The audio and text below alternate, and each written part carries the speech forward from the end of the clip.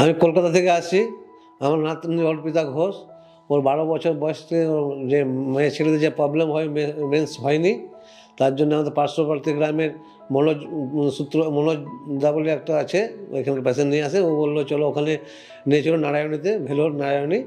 ওখানে একটা ডাক্তার আছে, ডাক্তার রূপেন্দ্র স্যার। ওর কাছে নিয়ে গেলে ডাক্তার ট্রিটমেন্ট ভালো করে।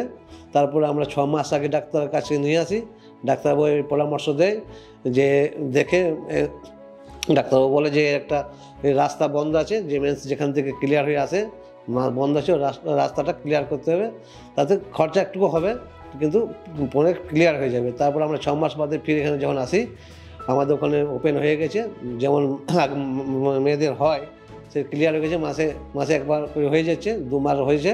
তারপর আমরা ফির চেক আপ এসেছি এখানে। ডাক্তার বসে ফির পরামর্শ করো, ডাক্তার বলছে ওকে আছে, আপনারা বাড়ি যেতে পারো।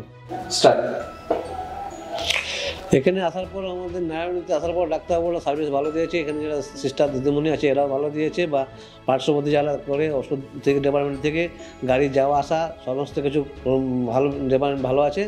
এবং ডাক্তারবাবুরা এখানে সব কিছুরই ডাক্তার, মানে শুধু এটা নয়, আরও যেসব ডাক্তার আছে, ওই হার্টের ডাক্তার বলুন, হাড়ের ডাক্তার বলুন, এইসব ডাক্তার সমস্ত ভালো আছে।